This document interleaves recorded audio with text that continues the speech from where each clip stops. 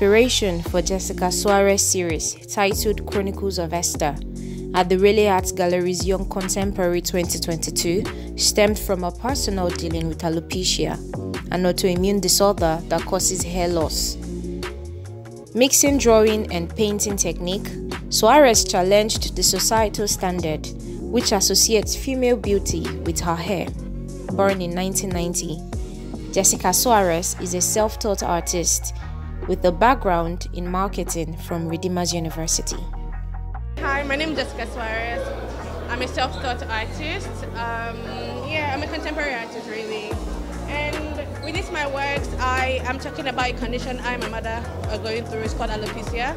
Alopecia is a condition whereby your hair follicles start to attack each other and they start to fall off. So sometimes I cannot have hair, say, in the whole of 6 months. And I wake up one morning and have like a big bald patch. So it doesn't even tell you when it's happening. It just tends to happen really. So with this work entitled Uncertain, my mom was pregnant with me here. And she wasn't sure if I would have the condition as well. So she wasn't really sure. And then having me here, you see the bow, and then I didn't have hair. And then that was the beginning of the journey of the sequence. And with the pattern of the fabric, I started to use Adire, I'm Yoruba.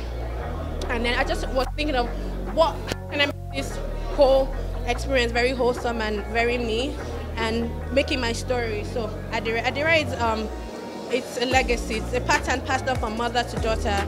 And then for me, alopecia is hereditary, passed on from my mother to her daughter. And then my mom got it from her mother, and I got it from my mother as well. So I kind of like found a way to like connect each other and just tell a relatable story. And that's what I did with the patterns here as well. So with patterns, I kind of like did strides of hair, meaning that my hair is uneven, kind of like going through that whole experience. And then I did the whole Adire edge as well. So it kind of like represents my mother and me, but it's upside down, ignore it. So it's kind of like patches. So my mom has bald patch here, and then that's kind of us. So this is like the beginning, and it goes in like a sequence right here. It goes like a sequence, right? So this is her having me, right? And then we don't have hair here. So this is like the whole batch experience. And then I had doll babies. I love doll babies growing up. So she would kind of like ease my trauma really, and then just kind of make believe in my dolls really. So she had a lot of wigs in an era where wig menstruation and my mom had a lot, and she wear that kind of like marks her trauma, her condition, and then she wore it gracefully. My mom was a very beautiful woman, and that's her face actually. My mom was a very beautiful woman, and then wear berets. She would wear berets for me. I have a lot of pictures of me wearing berets growing up, and that's kind of like, because beauty was kind of like defined by hair. So if you don't have hair, you're equally tagged as a boy.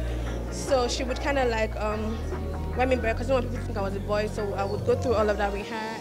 This is me playing with the dolls in her room, and you can still see I still have like my bald patches on, and that's the end. And that's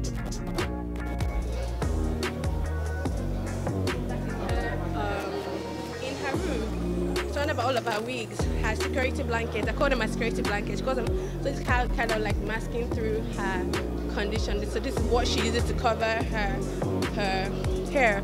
So I kind of like did it just for sufferers to be able to, it's okay for you not to have hair really. Hair doesn't define who you are. Your beauty isn't not in your hair. It's just, so this is me trying to find a relatable piece for people. Like I can relate to a story and just come out really and it's who you are regardless of anything you're going through. So this is it of 3 generations. So this is her mother, this is my mother, and this is me. So her mother had it as well, but she would just wear scarves as to wearing wig, because she was very old.